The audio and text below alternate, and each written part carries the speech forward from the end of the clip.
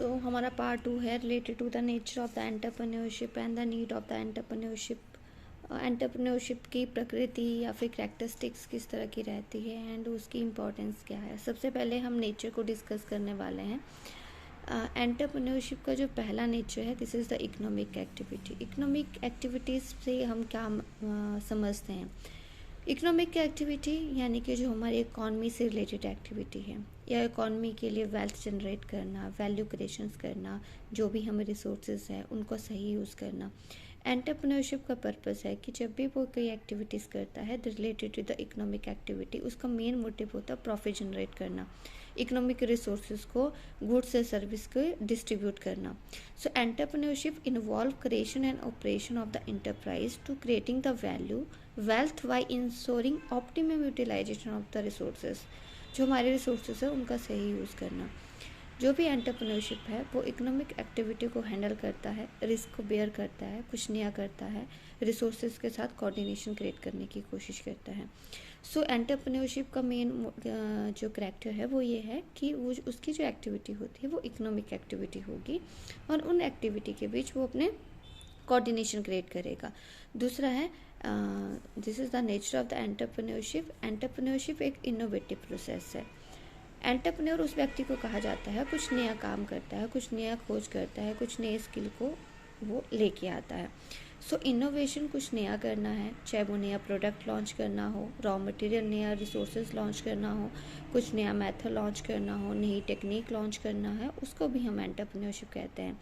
सो entrepreneurship आपकी एक innovative process होती है because entrepreneurship the entrepreneur continuously look for new idea. Entrepreneurship में जो एंटरप्रेन्योर होता है, क्योंकि एंटरप्रेन्योर एक व्यक्ति है, जो प्रोसेस होता है वो एंटरप्रेन्योरशिप होता है। तो जो भी व्यक्ति कुछ नया करने की कोशिश करेगा उसको हम इनोवेटिव मॉडल का नाम दे देते हैं। कंटिन्यूसली नया करना जो है वो एकदम नहीं होता, हमें कंटिन्यूसली कुछ नया जो है वो खोजते रहते हैं, फिर बाद में हमें सक्सेस मिलती है कुछ नया करने के लिए, चाहे वो नया मेथड है, चाहे वो नया प्रोडक्ट लॉन्च करने की बात करते हैं हम। कोई भी व्यक्ति इनोवेटिव टूल टेक्निक को अडॉप्ट करता है, लेकिन सबसे पहले कुछ नया करने के लिए उसको अपॉर्चुनिटी की खोज करनी पड़ती है, या उसके माइंड में आइडिया होता है, उससे उस आइडिया से उस नया करने तक वो पहुंचता है। थर्ड, अगर कैरेक्टरिस्टिक्स की बात करें तो वो है आपका प्रॉफिट मेकिंग। एंटरप्रेन्योर जो है वो हमेशा ही ये उसका मोटिव ये रहता है कि उसे बेस्ट प्रॉफिट अर्न करना है। जो भी व्यक्ति का टैलेंट होता है, आइडियल रिसोर्सेज होते हैं जैसे लैंड, लेबर, कैपिटल, जो भी they converted in the income and the wealth in the form of the goods and service. कोई भी एंटरप्रेन्योर अपनी अपॉर्चुनिटी को एक्सप्लॉइट करेगा, जो उसे अपॉर्चुनिटी मिल रही है उसका वो बेनिफिट उठाएगा, उस बेनिफिट से वो नया प्रॉफिट या फिर प्रॉफिट अर्न करने की कोशिश करेगा। तो वो रिस्क तो वेयर करता ही करता है एंटरप्रेन्योरशिप, लेकिन वो प्रॉफिट भी अर्न करने की कोशिश करता है। नेक्स्ट वन आता है risk taking. Entrepreneurship involve risk wearing. हमने पहले भी बात की थी कि एंटरप्रेन्योरशिप इनोवेशन रिस्क वेयरिंग एक प्रोसेस है। एंटरप्रेन्योरशिप को रिस्क उठाना पड़ेगा, क्योंकि जब भी हम मार्केट में कुछ नया प्रोडक्ट लॉन्च करते हैं तो ज़रूरी ही नहीं कि जो भी हम नया प्रोडक्ट लॉन्च कर रहे हैं वो 100% सक्सेस हो। अगर उसमें माना कि हम रिस्क हमारा ज़्यादा बना रहता है, कोई आइडिया नहीं है कि मार्केट में प्रोडक्ट बिल्कुल खरा उतरेगा नहीं उतरेगा, तो वो रिस्क भी हमें उठाना पड़ेगा। सो एंटरप्रेन्योरशिप को हमेशा ही कुछ नया करने के साथ साथ जो है वो रिस्क भी वेयर करना पड़ेगा। न्यू वेंचर जब कोई व्यक्ति स्टार्ट करता है, इनिशिएटिव लेता है, तो वो ज़रूरी नहीं कि जो व्यक्ति नया कुछ स्टार्ट कर रहा है वो बेस्ट निकल के आए या फिर उससे हमेशा ही उसको प्रॉफिट रिटर्न में मिले, लॉस भी रिटर्न में मिल सकता है। इसलिए एंटरप्रेन्योरशिप एक रिस्क टेकिंग प्रोसेस है। Another one, decision making. Entrepreneurship involves decision making at every step because entrepreneur has to take decision on selection of the product, site, raw material, labor, technology, etc. तो जब भी उसे कोई चीज़ choose करनी है उसे decision लेना पड़ेगा, चाहे वो फाइनेंशियल रिसोर्सेज का हो, चाहे वो प्रोजेक्ट को सेटअप करने का डिसीज़न लेना हो, चाहे वो प्रोजेक्ट को आगे डेवलप करने का डिसीज़न लेना है, तो वो एक डिसीज़न मेकिंग प्रोसेस है। नेक्स्ट वन, एंटरप्रेन्योरशिप के कैरेक्टरिस्टिक्स की बात करें, वो आता है डायनेमिक प्रोसेस। डायनेमिक प्रोसेस यानी कि the dynamic process in the sense in the course of time, the enterprise grow and disadvantages enterprise die या फिर न्यू एंटरप्राइजेज आर एस्टेब्लिश्ड। तो जो एंटरप्रेन्योरशिप है वो सिर्फ एक ही टारगेट को फोकस नहीं करता है, वो डिफरेंट कोर्सेज को एक साथ चलाता है कि किस तरह से एंटरप्राइज को ग्रो करना है। अगर उसका एंटरप्राइज जो है वो सक्सेसफुल नहीं होता है तो उसे क्या करना है, क्या वो दूसरा उसके पास कोई अल्टरनेटिव प्रोसेस है जिसको वो अडॉप्ट कर सकता है। तो उसे हर चीज़ के बारे में सोचना पड़ेगा कि अगर मेरा प्रोजेक्ट चलता है तो वेल एंड गुड, अगर प्रोजेक्ट नहीं चलता है तो मैं इस दूसरी साइड में जाके वो क्या उसके बारे में सोचूंगा, क्या उस प्रोजेक्ट के बारे में करूँगा, या मेरे पास कोई अल्टरनेटिव है उसके बारे में। तो ये सारी जो है वो चीज़ें उसे सोचनी पड़ती हैं। Another one, organizing process. So entrepreneur has to organize various factor। जो किसी भी व्यक्ति को काम करने के लिए उसका ऑर्गेनाइजेशन सेटअप करना बहुत ज़रूरी है कि who is the person responsible for that work. कौन कौन व्यक्ति जो है वो एंटरप्राइज को मैनेज करेगा। तो ये सारी चीज़ें उसको स्टार्टिंग में सोचनी पड़ती हैं। Entrepreneur need not necessarily be the man with idea but who try new combination of the resources, that is a part of the leadership। एक एडमिनिस्ट्रेशन को चलाने के लिए, वेस्ट एडमिनिस्ट्रेशन को चलाने के लिए वेस्ट लीडरशिप होना बहुत ज़रूरी है। इसलिए उसके लिए जो ऑर्गेनाइजेशन स्ट्रक्चर है उसको क्रिएट करना, उसमें किस व्यक्ति का क्या रोल है, क्या रिस्पॉन्सिबिलिटी है, वो भी उसे डिसाइड करनी पड़ेगी। नेक्स्ट है meeting the challenges. So the entrepreneur can not ignore the various challenges because जब आप कोई बिजनेस करते हैं आपको बाधाएं आती रहेंगी। तो जो बाधाएं आएंगी उनको सॉल्व करना है। How to solve the challenges, the task of seeking opportunity and exploiting them it is self is also challenging part. तो उसको भी चैलेंजिंग में आपको इन्वॉल्व करना है कि जो उसको चैलेंज आते रहेंगे काम करते वक्त तो वो भी सॉल्व करने हैं। Now another one is the managerial functions. अगर हम कैरेक्टरिस्टिक्स की बात करते हैं तो entrepreneurship has the entrepreneur has to perform the various managerial functions.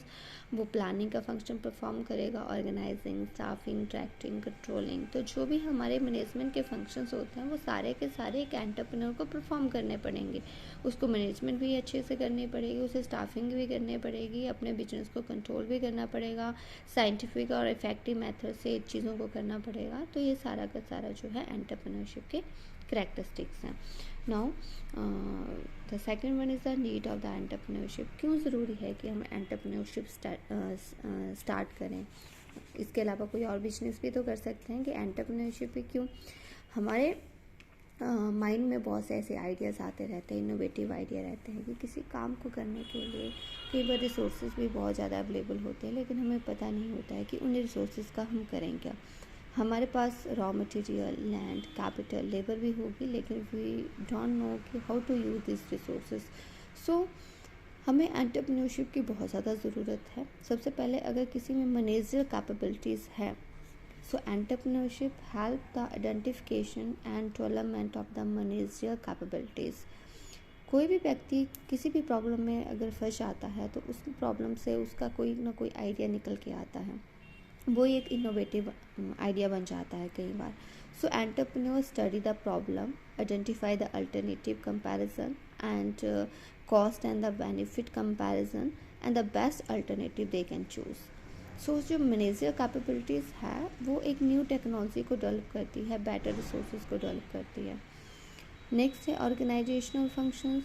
So entrepreneurship help to perform the organisation functions in better way. Entrepreneurship एक ऐसा result है जो ऑर्गेनाइजेशन को कम्बिनेशन करता है, असेंबल करता है, कोऑर्डिनेट करता है। ह्यूमन रिसोर्सेज को किस तरह से कोऑर्डिनेट करना है या फिर आपके जो फिजिकल रिसोर्सेज है उस तरह फाइनेंशियल रिसोर्सेज है उनको किस तरह से कोऑर्डिनेट करना है।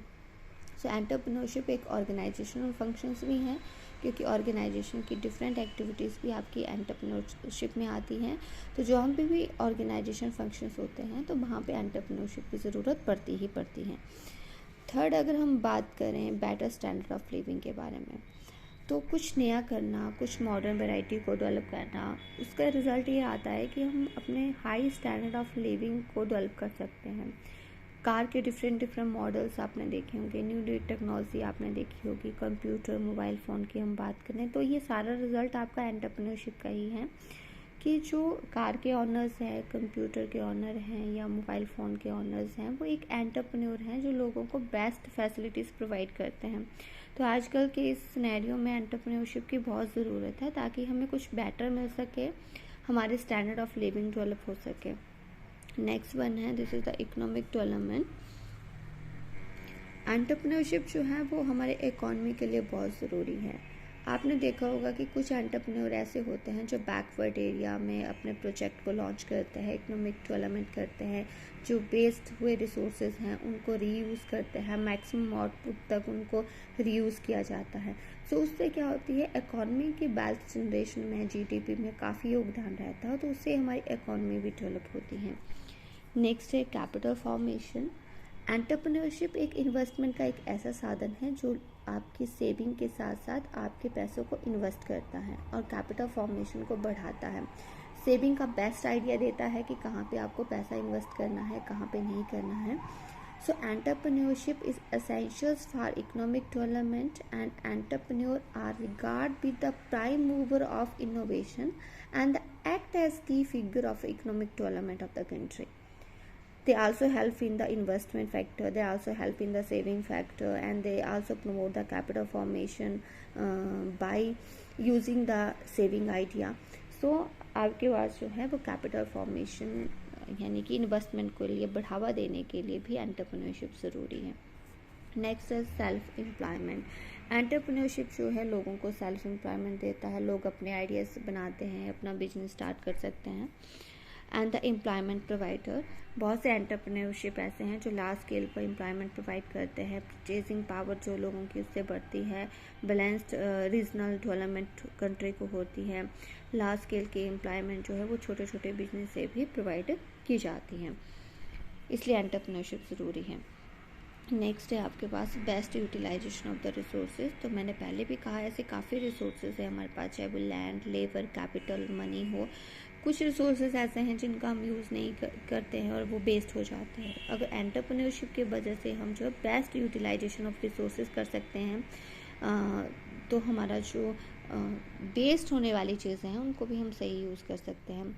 सोशल स्टेबिलिटी के लिए भी एंटरप्रेन्योरशिप बहुत ज़रूरी है, क्योंकि जो सोसाइटी में डिफरेंसेस होते हैं, अपर क्लास, लोअर क्लास, तो अगर हम एक सही जो है सोशल स्टेबिलिटी लेके आ सकते हैं, regular supply of goods and service करेंगे तो किसी तरह का कोई अंतर नहीं रहेगा, स्टेबिलिटी बनी रहेगी। एंटरप्रेन्योरशिप एक ऐसा प्रोसेस है जिसमें कि रिसर्च और डेवलपमेंट हमारा फैक्टर बहुत मेन इंपॉर्टेंट रोल प्ले करता है, क्योंकि ये एक इनोवेशन प्रोसेस है। तो एंटरप्रेन्योरशिप हमेशा ही रिसर्च और डेवलपमेंट को बढ़ावा देती है कि इकॉनमी की जो एक्टिविटीज़ है उसमें नया नया कुछ करना, नई खोज करना, नई टेक्निक की डेवलप करना, तो उसके एफर्ट को बढ़ाता है। तो एंटरप्रेन्योर हमेशा ही ये एफर्ट करता रहता है कि उसे कुछ नया करना है, कुछ नया डेवलप करना है।